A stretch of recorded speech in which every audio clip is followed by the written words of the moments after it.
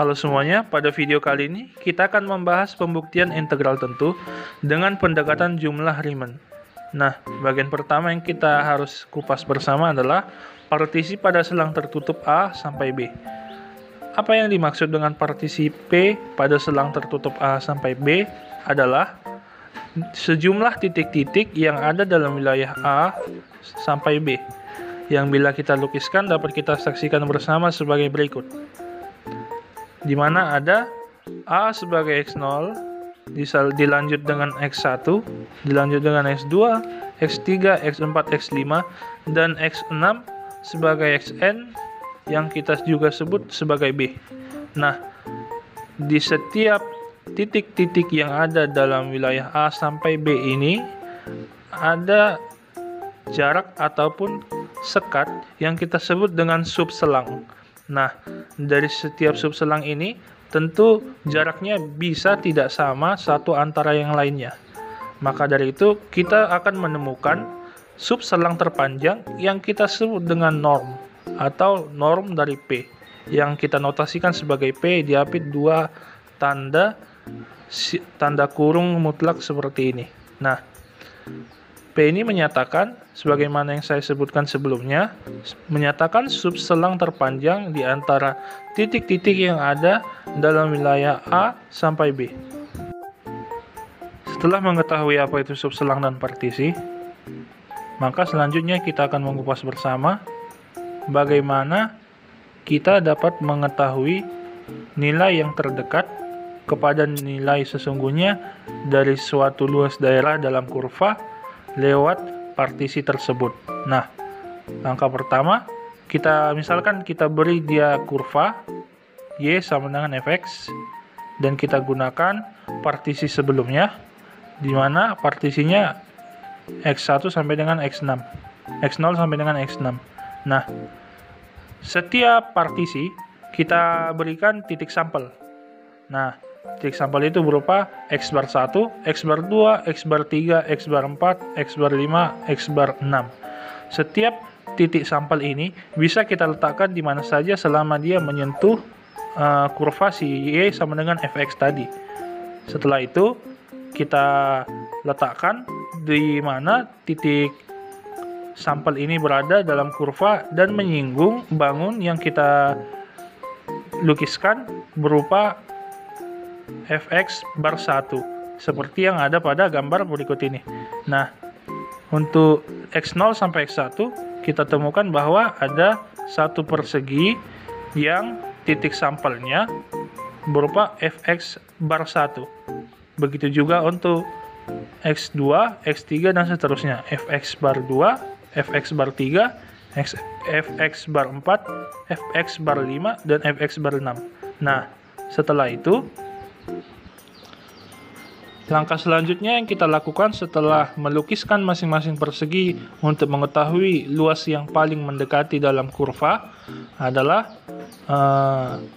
kita arsir bagian mana yang bangun datar kita timpa dalam lukisan kurvanya. Nah, dalam kurva ini ada 1, 2, 3 kurva yang bila kita kalkulasikan nantinya hasilnya akan ke atas. Maksudnya saya itu hasilnya positif. Nah, dan juga ada 3 kurva Fx bar 3, Fx bar 4, Fx bar 5 yang bila kita kalkulasikan nanti hasilnya negatif atau minus. Nah, kita bisa lihat bersama bahwa bangun datar yang ditimpa oleh kurva, yang menimpa kurva mewakili luas terdekat yang kurva ini sesungguhnya miliki. Namun masih banyak bagian yang tidak ditutupi ataupun dialaskan oleh partisi tersebut. Oleh karena itu, sejauh ini bila kita kalkulasikan semua total dari ke-6 bidang ini, itu bukan hasil mutlaknya, tapi hasil yang mendekati. Nah, setelah itu dapat kita notasikan bahwa R partisi sama dengan F X1 X bar 1 dikali delta X1 yang kita ketahui dari mana ini adalah rumus persegi panjang. Kita bisa lihat X bar 1 delta X1 di mana X1 dikurang X0 yang ada di sini menjadi panjang ataupun lebar dari persegi panjang ini. Dan fungsi Fx1 dari sini yang dibatasi oleh sumbu X dan kurva Fx sama dengan Y menjadi tingginya. Nah, itu yang menjadi alasan kenapa R partisi sama dengan F aksen X bar 1 dikali sigma X1. Nah, setelah ini semua bidang yang ada dalam lukisan ini kita jumlahkan. Setelah kita jumlahkan, maka kita dapat notasi sigma Fx bar 1 delta X1. Maksud saya sigma Fx bar I delta Xi sigma 6 I sama dengan 1 merupakan rumus untuk memperoleh nilai terdekat dari luas yang dibatasi oleh kurva dan sumbu XY. Kita sudah mengetahui rumus untuk memperoleh hasil terdekat luas kurva lewat pendekatan jumlah Riemann. Nah, langsung kita aplikasikan ke dalam satu contoh. Misalnya kita diberi fungsi x pangkat 3, fx sama dengan x pangkat 3 kurang 5x kuadrat tambah 2x tambah 8, dengan partisi interval tertutup 0, maksud saya dengan partisi interval tertutup 0 sampai 5, dengan partisi 0, 1,1, 2, 3,2, 4, dan 5, dengan titik sampel x bar 1 sama dengan 0,5, x bar 2 sama dengan 1,5, x bar 3 sama dengan 2,5, x bar 4 sama dengan 3,6, dan terakhir x bar 5 sama dengan 5. Maka kita selesaikan. R partisi sama dengan sigma n, I sama dengan 1, fungsi f x bar I dikali delta xi sama dengan sigma 6i sama dengan 1 f x bar 1i dikali delta xi. Nah, selanjutnya kita peroleh fungsi f x bar 1 dikali delta x1 tambah f x bar 2 dikali delta x2 ditambah dan seterusnya dan seterusnya dan seterusnya. Maka kita substitusi nilai x bar 1 ke dalam fungsi f 0,5 dikali 1,1 dan seterusnya dan seterusnya dan seterusnya. Kita masukkan 0,51 ke dalam fungsi awal yang nantinya kita peroleh sama dengan 7,875 dikali 1,1 sebagai delta x, maksud saya delta x1. Nah, begitu juga seterusnya kita lakukan ke partisi yang lainnya sampai ke F5 dikali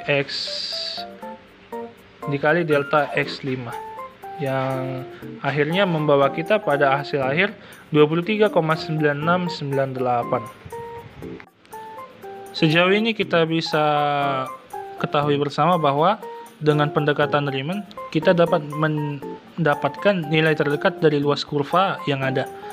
Nah, jumlah Riemann dari fungsi f terhadap p adalah R partisi sama dengan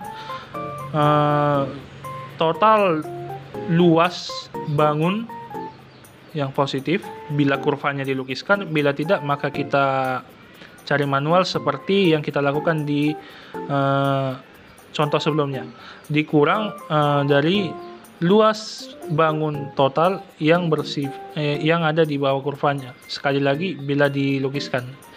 Bila tidak, tanda negatif ini merujuk ke hasil perhitungan dari fungsi f dan x bar i yang sudah dihitung, namun hasilnya jadi negatif, bukan menjadi sebuah sebuah keharusan bahwa ini harus dikurang, tidak. Bila semua bangunnya atau kurvanya tidak memotong sumbu X, artinya kurvanya ada di kuadran tertentu, tidak memotong sumbu apapun, yang ada misalnya kurva ini ada di kuadran 1 dan tidak memotong apapun, dia tidak harus dikurang, maka dia menjadi total, ditambah terus. Nah, oleh karena itu kita peroleh sigma 6 I sama dengan 1 F X bar I dikali delta XI.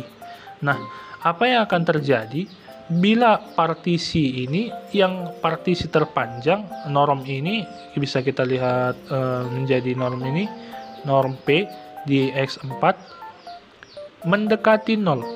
Artinya nilai dari panjang kurva ini kita kurangi sekecil mungkin mendekati 0. Kalau setiap partisi mendekati 0, artinya banyak partisi yang ada untuk menutupi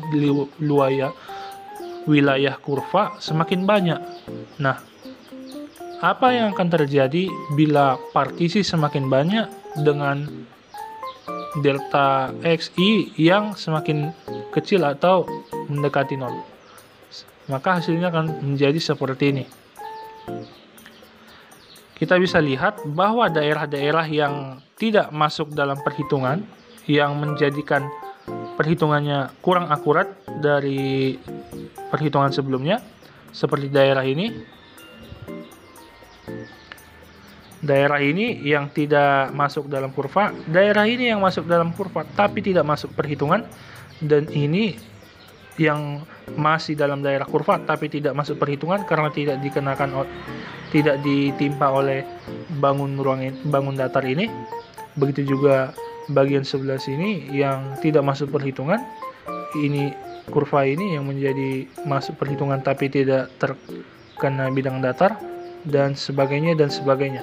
Daerah-daerah seperti itu akan semakin kecil bila partisinya semakin banyak dan P mendekati 0. Nah, bagaimana kalau P-nya mendekati 0 dan bukan hanya jumlah partisinya diperbanyak? Maka hasil yang kita terima, yang kita peroleh sebagai berikut. Nah, pada situasi ini kurva tidak lagi memiliki hasil yang mendekati, tapi lewat P mendekati 0, maka ini adalah nilai sesungguhnya dari kurva yang dibatasi oleh sumbu dan fungsi X sama dengan Y. Nah, oleh karena itu kita temukan sebuah fungsi keintegralan bahwa fungsi f terintegrasikan pada batas tertutup A sampai B jika limit P menuju 0 sigma n I sama dengan 1 f x bar I dikali delta xi ada. Artinya dia nilainya ini ada dan tidak mengambang, tidak terhingga, bukannya nilainya tidak terhingga tapi ada. Nah, nilainya ini ada dan sama besarnya untuk setiap partisi P atas kurva batasi tertutup A sampai B. Nah, setelah ini kita bisa sepakati bahwa sigma n I sama dengan 1 f x bar I dikali delta xi dengan limit P menuju 0 memiliki kesimpulan yang sama, maksud saya memiliki ekspresi yang sama dengan integral tertutup A sampai B fx dx.